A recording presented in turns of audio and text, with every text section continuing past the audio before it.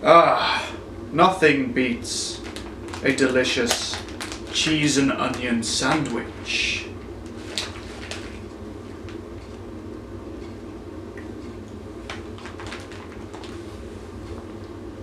There are multitudes of flavoured savoury snacks upon the market, and my 25 years of interacting with them has led me to this.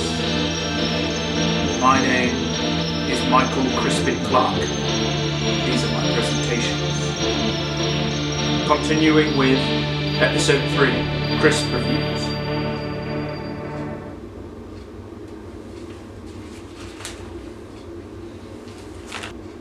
In this episode, we'll be continuing our exploration of the 3-pack, multi-pack, 6-pack of Walker's flavoured core crisps. These are the most common flavours that you will be able to find here in the UK, and the flavours of crisps that are enjoyed by millions across the nation. We come to the second of our flavoured crisps, not counting the plain, ready salted crisps, which here in the UK are considered to be the baseline for any flavours. But no, we start with a champion of flavours, the first to signify perhaps even a meal in terms of its flavouring.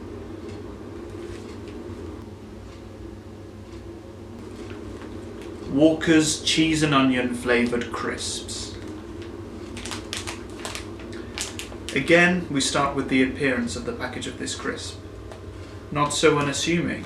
With this, there is a bold statement of saying, best ever flavour. Is that to trick us into thinking that this is the best ever flavour, or the best flavour ever? Well, this certainly piques my interest, and we will explore and see just how these will taste in but a moment. But first, cheese and onion.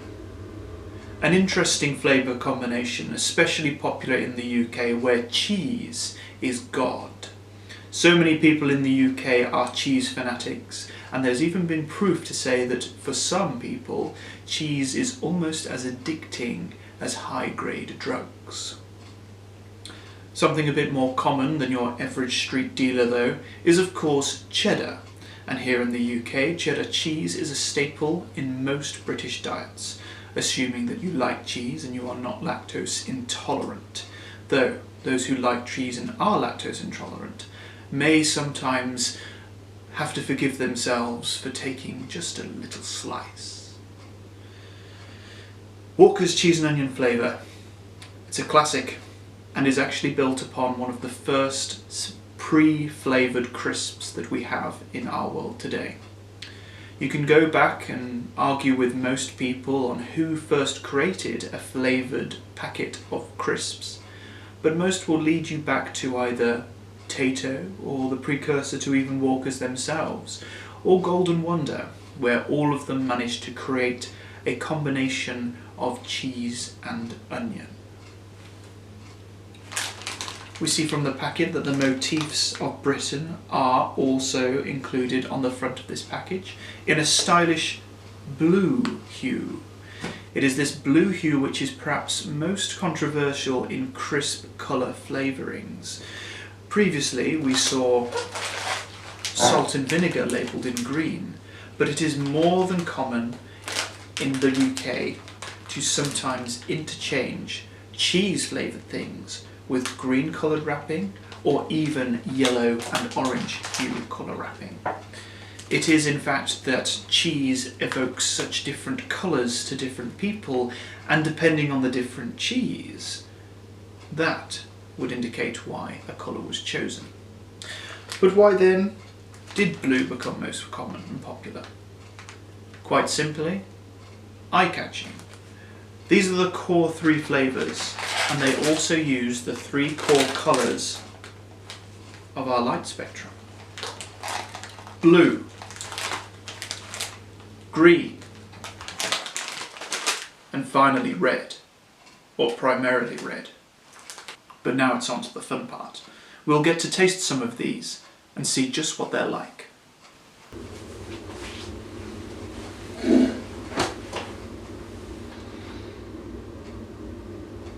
So now we come to the exciting part. Let's try these crisps out.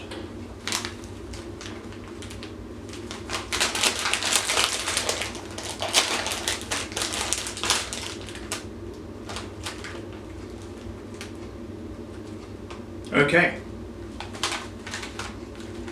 so initial review. Unlike when I first opened the salt and vinegar packet of crisps, there was no initial explosion of flavour. The flavour itself seems to be fairly contained within the package, but coming close with your nose, it is a particular flavour and quite strong. This is what we start to think of as a properly flavoured crisp. Something that does not just define something that is merely seasoned, it is something that is to replicate either a meal or a condiment or a side dish, which perfectly marries with the fact that crisps are most often used as a side addition in either parties or on its own as a snack. Also sometimes used in lunchtime break meals, which are a little bit heavier than a snack and are normally meant to be grab and go so that you can continue with your work day. The cheese and onion crisp is great for that. For if you're looking for a snack and trying to be healthy, everyone knows that crisps are not your best choice. But this particular one is better than most, with its unique strong flavour and having to take out ones or small multiples. And the unique thing with crisps is that with having to constantly return to the bag to take either single or multiple selections of crisps out to then eat, makes them take longer than a meal than something more highly calorific like a Go bar or a chocolate bar or anything that is highly processed in a much smaller state. So the advantages of getting these crisps are also that they simulate what could almost be a meal into itself. You have potato, you have cheese, you have onion. Perhaps it is a deconstructed baked potato that you're eating. Either way, the feeling of eating these packs of crisps, especially if you get something with a high grammage weight, unlike the standard 25 grams, will definitely satisfy and fill you up.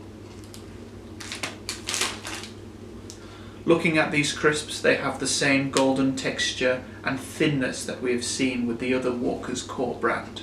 Though, something that I have made only as an anecdotal note is that unlike with the plain crisps, where the crisps are almost pristine, I've noticed a high volume, or at least a higher than average volume, of slightly more blemished crisps in the stronger flavours.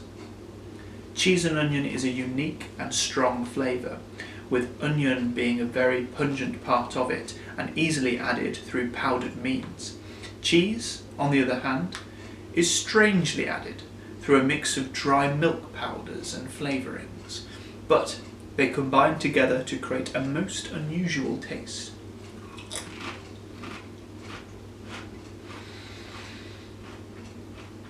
And a Moorish one at that.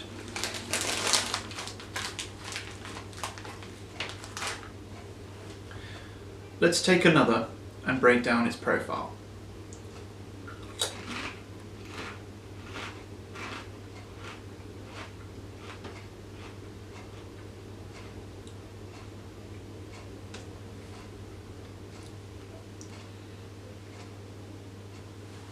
Okay, the initial encounter, the initial taste of the crisp. The initial crunch of the crisp on this seems more pronounced than the two previous flavours, and I think the key reason why is that just after I'd eaten it, there is a residue on my fingers.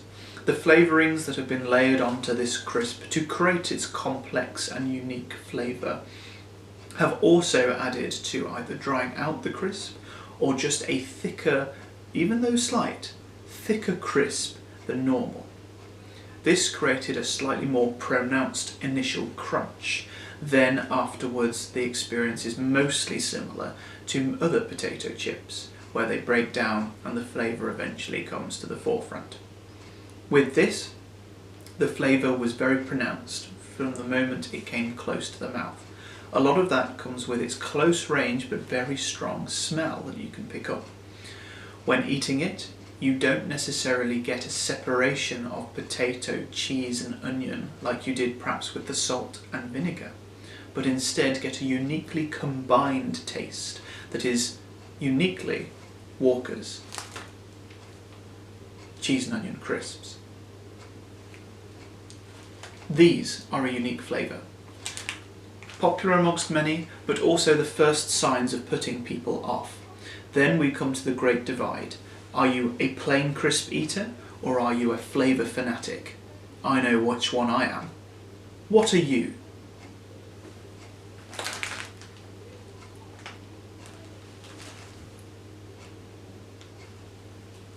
These crisps are a marvel to look at. It may not seem like much, but adding a unique flavour such as this to the potato chip has made it into an absolute godsend of a savoury snack. This is the first one of the crisps that I will rate very highly, giving it a 9 for its overall flavour experience. The one that I'm not going to give it a 10 is literally just because on a higher than average count, and it may only be me noticing it on a confirmed bias, is that there are more issues with the actual potato slices used for the stronger flavours. So there's a little bit more rooting around in the bag to make sure that you pick out the particularly overdone or green-rimmed crisps. Other than that, a stellar entry into the world of crisps, and by far top of the list. Thank you for watching.